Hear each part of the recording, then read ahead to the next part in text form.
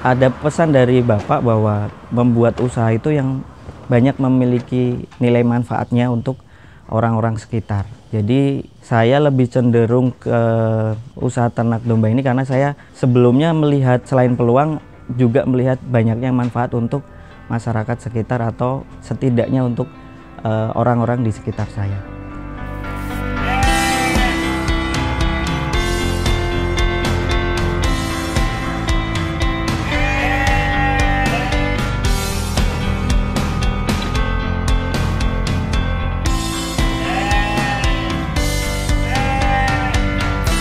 Bismillahirrahmanirrahim. Assalamualaikum warahmatullahi wabarakatuh. Perkenalkan, saya Arif. Saya selaku pengelola peternakan Amanah Farm yang berlokasi di salah satu desa Klurugan, Tirtonirmolo, Kasihan, Bantul, atau kalau di map Amanah Farm Yogyakarta. Lebih tepatnya di utara pabrik gula Madukismo.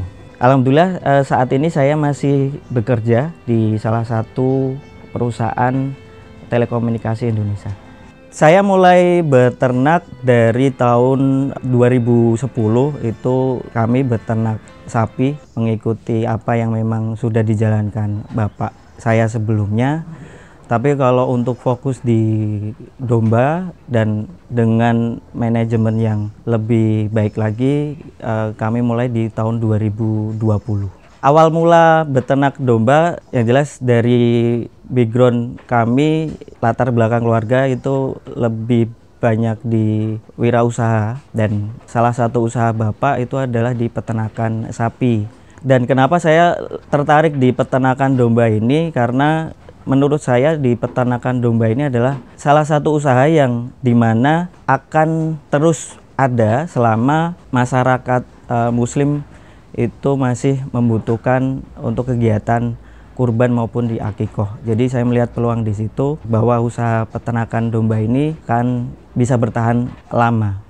Kenapa milih ternak domba? Alasannya kalau dari segi bisnis, salah satu usaha di mana harapan kami usaha domba ini memiliki prospek yang lebih luas karena semakin banyak kaum muslimin yang membutuhkan untuk kebutuhan ibadah kurban maupun akikoh. Di situ berarti semakin banyak kaum muslimin berkembang, semakin berkembang juga usaha domba ini. Selain itu ada pesan dari Bapak bahwa membuat usaha itu yang banyak memiliki nilai manfaatnya untuk orang-orang sekitar. Jadi saya lebih cenderung ke usaha ternak domba ini karena saya sebelumnya melihat selain peluang juga melihat banyaknya manfaat untuk masyarakat sekitar atau setidaknya untuk orang-orang di sekitar saya.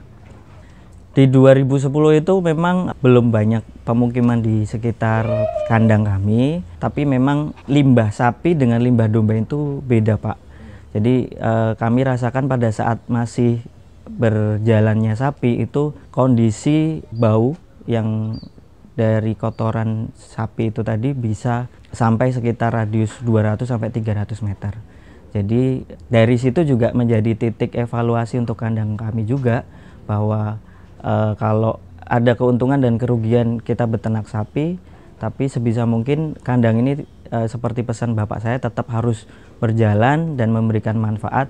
Kami dari evaluasi tadi kami beralih ke domba, dan alhamdulillah dengan berjalannya waktu di 2020 itu kami menemukan banyak informasi, banyak pengalaman yang bisa kami terapkan di kandang kami, yang kami dapatkan dari senior-senior kami, dan alhamdulillah di sekitar kita insya Allah sih sudah tidak ada gangguan yang sama seperti pada saat kita berjalannya ternak sapi. Diperlukan satu tekad, dan dari tekad itu nanti akan memunculkan satu ide atau gagasan yang kita buat sebuah konsep atau boleh dikatakan sebuah manajemen untuk tetap berjalan antara kegiatan di dunia pekerjaan maupun di dunia usaha. Kami di sini menggunakan manajemen yang setidaknya tidak memakan banyak waktu untuk diternak, tapi setidaknya juga secara inti atau titik kritis yang ada di dalam usaha ternak itu juga tidak dilupakan. Kesulitan banyak, terutama untuk awal-awal kita mulai itu memang sangat banyak kesulitan, tapi setidaknya dari kesulitan itu kita belajar, atau kendala yang kita hadapi itu kita belajar cara penyelesaian masalahnya.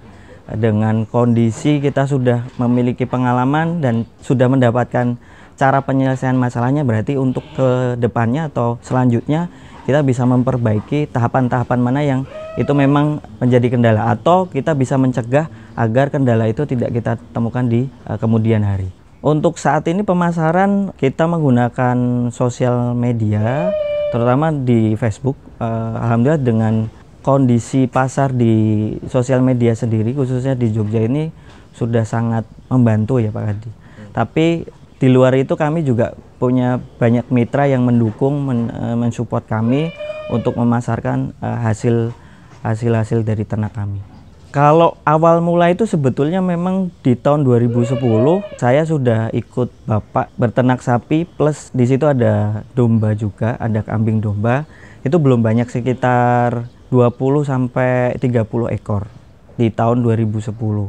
Tapi di tahun 2020 dengan manajemen baru populasi kita di angka 100 ekor. Kalau yang kami temukan ya, kenapa kami lebih fokus di domba, yang satu secara harga jual. Harga jual boleh dikatakan lebih fair itu di domba, Pak. Karena kalau di sapi kita belum bisa menjual langsung ke hilirnya. Tapi kalau di domba ini segmennya dari hilir ada, dari sesama peternak juga ada. Di situ kita juga bisa menjual dengan sistem yang kita saling sepakati, mau hitungan kiloan atau mau dihitung per ekor. Itu jauh lebih jelas dibandingkan pada saat sapi. Kalau untuk saat ini peternakan kami memang berjalan di 3 sektor bisnis tadi, ada di breeding, ada di fattening, dan ada di trading juga. Tapi yang kami sangat fokuskan adalah tetap di breedingnya, karena menurut kami kebutuhan domba khususnya di Jogja ini kalau tidak diimbangi dengan pertumbuhan ternak di sekitar, walaupun kapasitas kami juga belum banyak, tapi setidaknya kami mulai dulu lebih fokus di situ, dan harapan kami kapasitas tiap tahunnya bertambah untuk memberikan atau membantu suplai dari sektor lini di penggemukan kami.